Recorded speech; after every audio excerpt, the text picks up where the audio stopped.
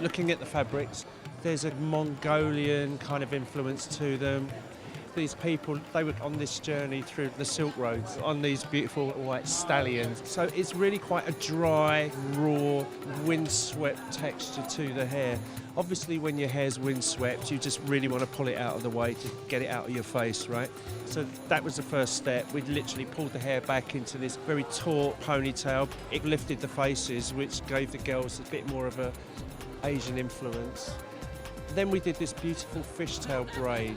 And I just love the fact that there's something very raw, but yet there's something very ornate, almost accessorizing hair with hair.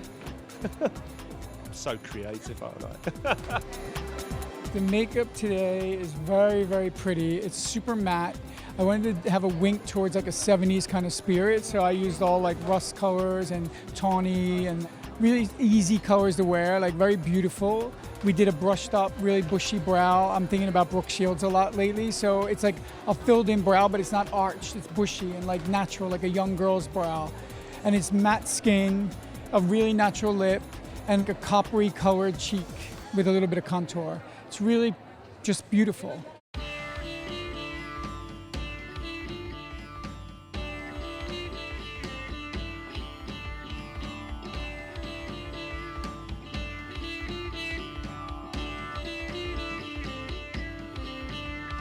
I think I've seen maybe 20 some Etro shows in my life. I thought this was one of the really most beautiful ones.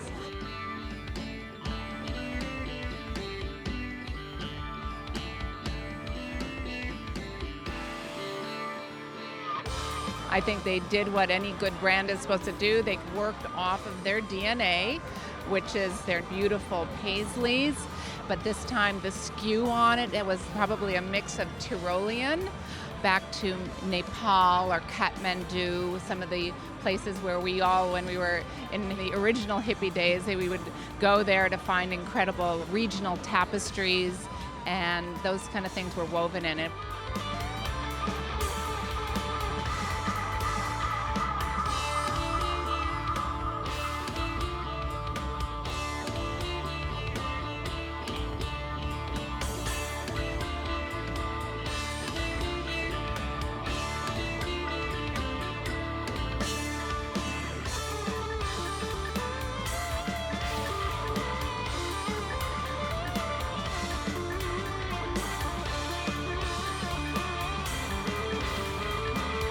This show is really fantastic. You know, this idea of a global wanderer is something that my eye is keenly focused on for the season, especially this fall when we're seeing in many shows the idea of very sober clothes and sometimes very somber color palettes.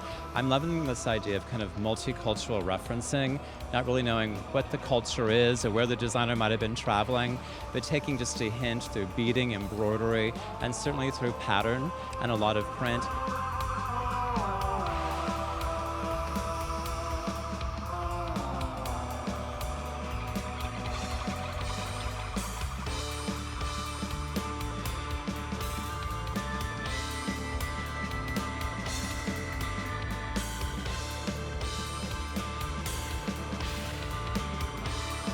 The beadwork was really exceptional, and it's nice to be able to tell a woman that she can wear embroidery and beads and that little hint of embellishment for daytime, because she certainly understands it for night, but I think there's a real modernity to it when you're seeing it for day, especially with that multicultural referencing.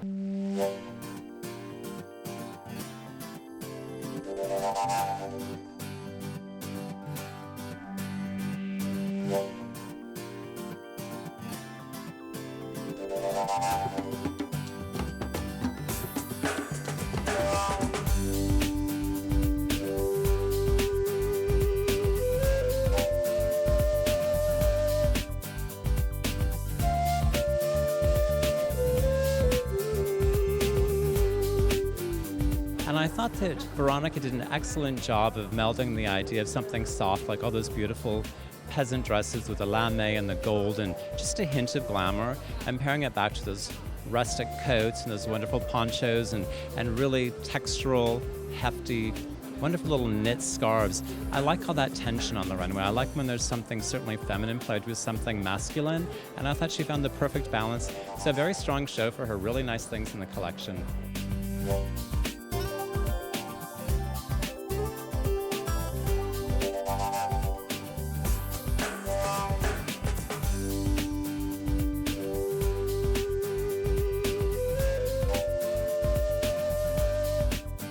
Also, I felt had a 70s glam to it, where you kind of saw that in the peasant dresses, the ones that were shot through with the gold metallics and then worn with either a shearling or a chubby mink over it.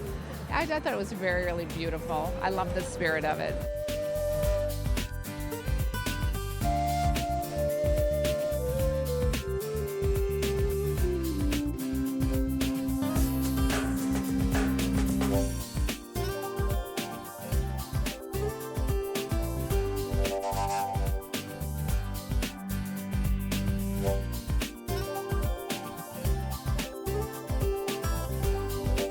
It was sweet also the way that she had them walk at the end really as friends, and it was nice to see the girls smile. You know, we're used to seeing them really walk relatively robotically and as if they're assigned to wear their clothes, and they looked like they were having a moment of joy, which we need that. I like to see the girls smile every once in a while.